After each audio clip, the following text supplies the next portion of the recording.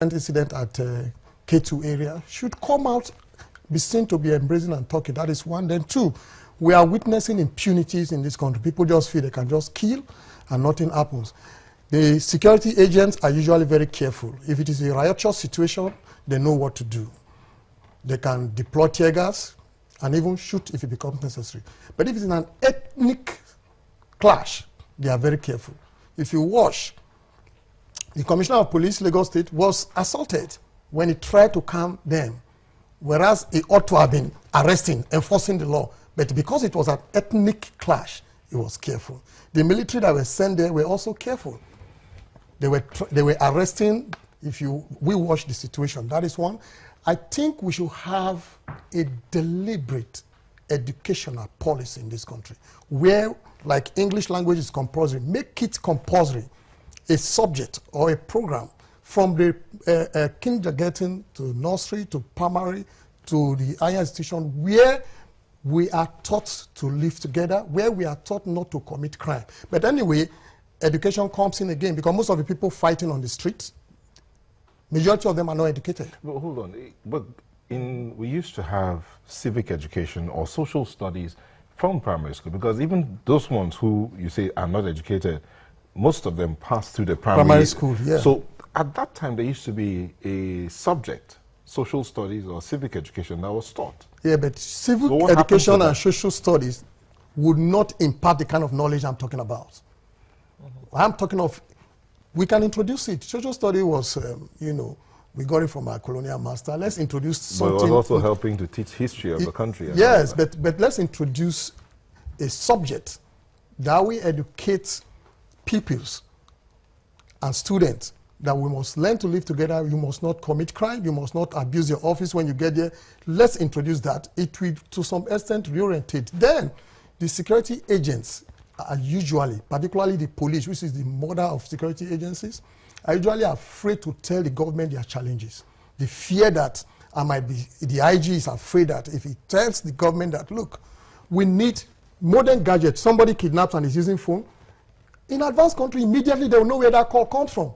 And the gadgets are not expensive. I'm surprised. But they say they are able to do mapping. They're able to map out where calls are. They have that kind of equipment. The problem with our Nigerian security agencies is that they don't have what we call joint intelligence unit, where they share intelligence. Every security agency wants to be seen to be the one achieving this. Mm-hmm. The federal government should compulsorily set up a joint intelligence unit of all the military, police, and all that.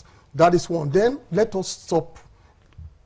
If something is about to happen and you go to the police with respect, particularly at the division, which is closer to the people, you see them asking to be mobilized. What is the meaning of mobilization? We don't have vehicle to go.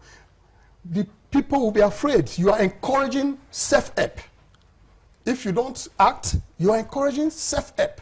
And that is part of the problems we're having. People are saying if you go to the police, they will ask you for money. They won't do anything. They won't even go. If they go, they might even compromise. You are encouraging the person to go self-help. So the police need to improve that aspect. Mm-hmm. Then unnecessary intimidation should be stopped. So if we exploit all this, I am very sure to some extent, then we need to deploy modern technology to fight crime. There are gadgets you can use to determine with some precision where a call is coming from in case of kidnap. Yeah, I am aware that the DSS have this equipment, and the DSS are deliberately refusing to share this intelligence. Are you? Yes, I know that they have it because as a legal practitioner, I've handled cases. For example, you are alleging that they are refusing to share. They are refusing. Look at, I'm not alleging, I'm talking from circumstantial evidence. Look at what happened at Ikorodu the other day. Circumstantial evidence. Look at what happened in Ikorodu. 7 SSS men were killed. You remember? Shortly after, about 4 policemen were killed. What I expect the SSS to do, they said they were going for surveillance. I want to say that they should query the director of SSS for that. If an incident just happened, policemen were killed. If you want to go for surveillance, are you not supposed to, I want to presume that they did not meet the commissioner of police to say, how are you going about this? Your men were killed. What do? We want to send men there. Those 7 men wouldn't have been wasted. So I am talking from that strength, from that point that they are not sharing intelligence. In Edo State, I have handled a matter there where they said, look, the police are helpless. They used to go to beg the DSS to help them in cases of kidnap. It's not supposed to be like that. The police are supposed to have their own equipment, and intelligence ought to be shared. This is my take on this issue. Now, Mr. Daniel, just before we leave you, I don't know if you heard the interview of somebody in the police this week saying that the image of the police as far as the citizens are concerned is now improving.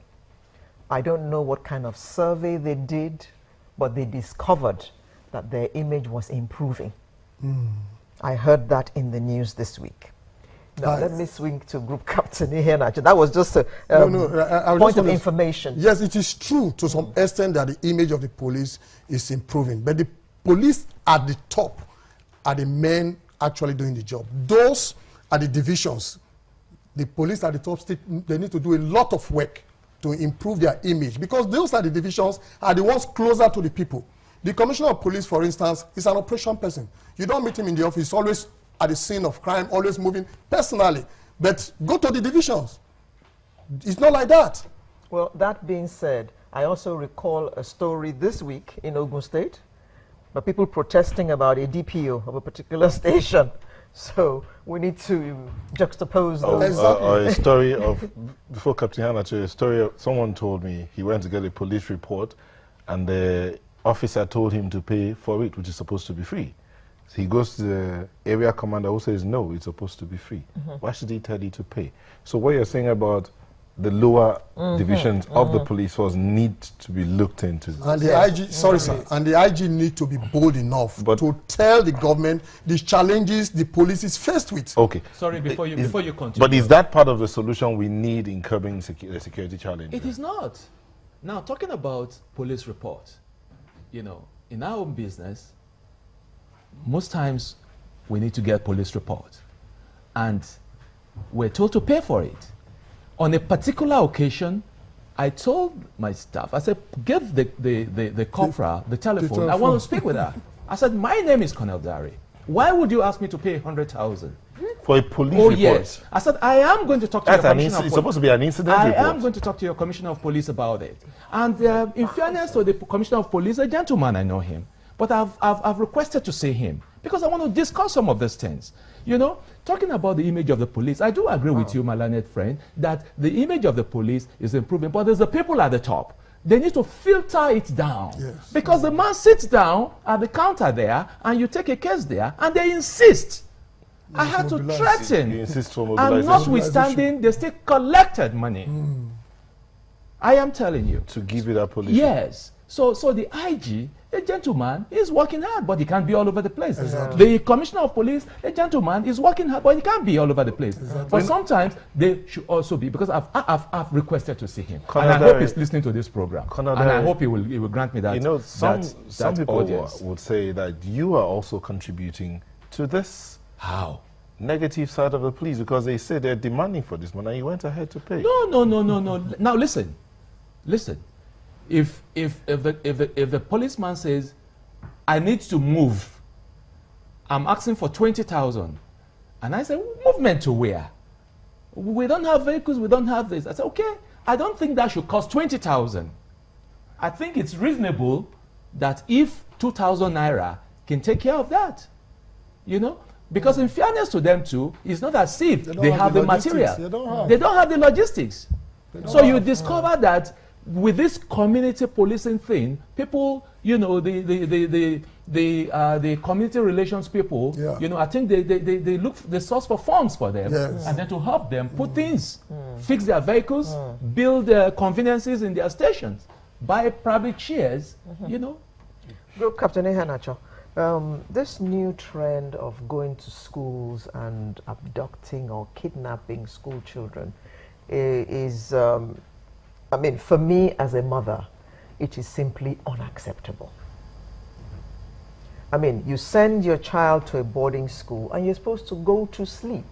You expect them to be safe. But this new trend, schools that have gates, that have fences, they manage to get in there and abduct our children, abduct our daughters. So every school